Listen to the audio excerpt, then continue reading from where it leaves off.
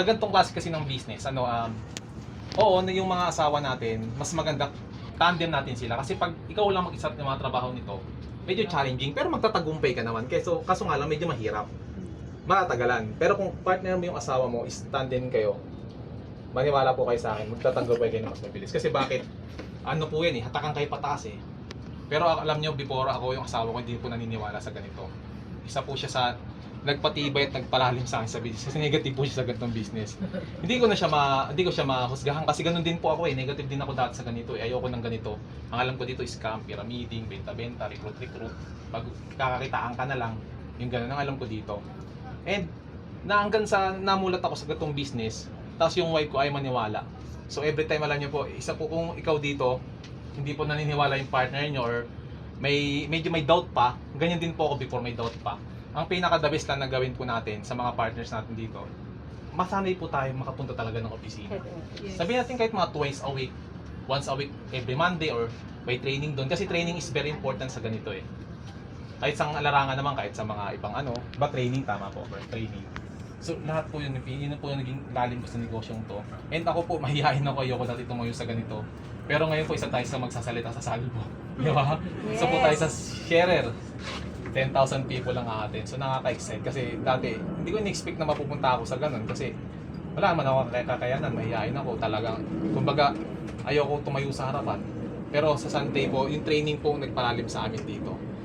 Training, kasi yun po yung laban nyo sa negosyong to kasi ang daming negative sa labas, ang daming hindi maniniwala. Ang alam nila sa ganito, yun nga, scam, pyramiding. Pero once sumatin po kayo ng training, iba yung laban nyo dito kay Sante. And nasa tamang company po kayo, na may solid na kumpanya po kayo na sasandalan. Number 1 po yung company po natin is 17 years going to 18 years na. Hindi siya yung kasisimula pa lang. And nung nakita ko rin dito, si Sante, si Kuya Kim, di ba hindi siya papayag ng yung promote niya is makakasira sa kanya. Tama, di ba? Narinig yun. Ganun din po tumatak sa akin nun. Sabi ko, hindi papayag si Kuya Kim na makakasira sa kanya. Yung promote niya.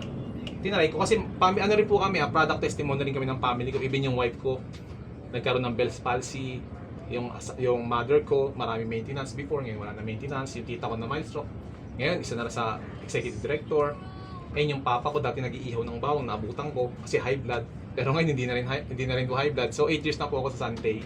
So nakakatawa, yung family ko walang maintenance, pero dati may lagay ng gamot yan So, kuya ko doon, may lagay ng gamot, hati-hati kami magkakapatid. May division, ito yung sa high blood, sa sugar, sa liver.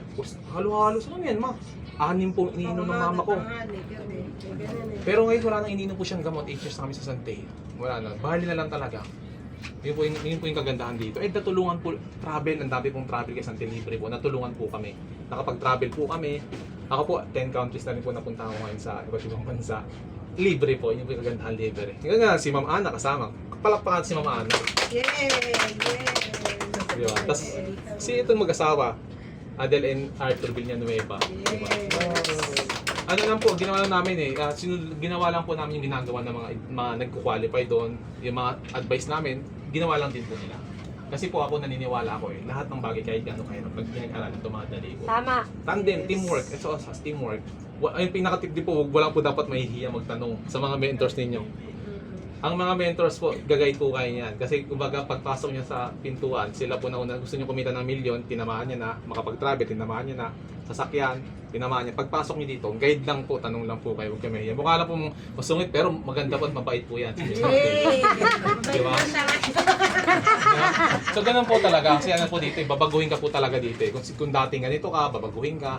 Lahat kami binago po dito. Dating wife ko, dating pala ganun, pero di ba? Ano mabait na po yan? May beautiful wife ko po yan. Yes! Nakakatuwa po kasi talagang dati, ang hirap-hirap ako niyan. Talagang, even bumili ako ng maleta, sinabi niya sa maleta ko, mabubulok lang daw yung maleta ko. Tignan mo. Itatantay mo yung dalawa. Kaya nga Sabi ko, bakit ang mga lalaki sa Sunday mo ang Dati naalala ko hindi ko naniwala sa akin yung unang travel ko, Korea South Korea. Ayaw niya maniwala, bumili ako ng maleta, sabi niya mabubulok lang daw. Kaya tuloy pag alis namin, alis ako mag-isa, di siya kasama tuloy. Yun, naniwala na po siya hanggang sa nag-Boracay, qualified, libre lahat ng kampanya, nagkaroon kami ng sasakyan, libre lang din po ng Sante. Kasi Dalawa na po. Ngayon, 2 na po sasakyan namin. Kasi po dito sa car naman po, ikaw muna magda-down. Yes. Pag na-hit mo yung points, ikaw muna magda-down, tapos i-reimburse mo sa Santay. Para nakapangalan sa'yo. And yung monthly, i-hit mo kada points. May points po siya monthly.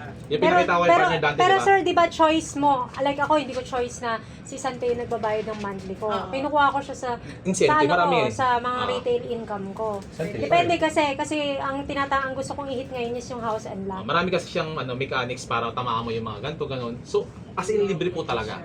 Ako na nagsabi ngayon po, dalawa Sobrang na. dami po ng perks na meron kay Santay. Partnership. Ako po, dalawa na sasakyan namin. Dati po, naalala ko dati, nawawalan pa ako ng pamasahe. Alam niyo po, from yung dicer pa. Kasi nakasangla dati rin ATM ko hanggang sa natubos ko hanggang sa... Alam niyo po sa may Cubao sa Gateway, sabi ko sa co-op, uso pa nun K-pad. Wala pa ako sa Santay. Sabi ko sa co-op ko, Sir, anong oras pa yung sahod? 9 daw. Hintay ako. 9:30 daw. Wala pa rin. Sabi sa akin, ay bukas dalisan ako, pati walang pamasahe pa uwi. Alam niyo sa Cubao to Padilla to, Cubao to Padilla, pag sakay ko na yung kinakabahan, sabi ko walang pamasahe. Pag may malapit-lapit na sa amin, sabi ng konduktor, yung mga wala pang bayan. Sabi ko, patay ako. Kinakabahan ako. Tapos mamaya sabi ng konduktor, bumaba na yung isa doon sa may dulo. Sa dulo ako nakaupo, sabi ng konduktor, oh, yung wala pang budget sa dulo, yung nakaputi. Ako na yun, sabi ko. Ang ginawa, kinat ko na yung wife ko. Sabi ko, Han, sunduin mo ako sa kanto. Kasi wala akong pamasahe. Tapos kasi yung konduktor ganun na. Pero pag napitan yung konduktor, sabi ko, yung pamasahe ko andun sa wife ko, sa asawa ko. Pagdating sa kanto, magbabayad ako. Sabi niya, oh yun, sige sir. Hanggang sa dalawang ulit po nangyari yun. Ganun na nangyari sa akin. Sabi ko, ano ba naman ito? Ang hirap po pag wala kang pamasahe, tama. Tama. Lahat ng diskarte gagawin mo para makauwi ka lang. Pero nakakatuwa po kasi sa Santay, pag ginawa yun siya. Ngayon po, dalawang sakyan namin. Kasi nga lang po, Yes. coding ang nadala namin. Hindi kami ng dampot eh. Ay, paano yan? Hindi, okay lang na laban naman eh.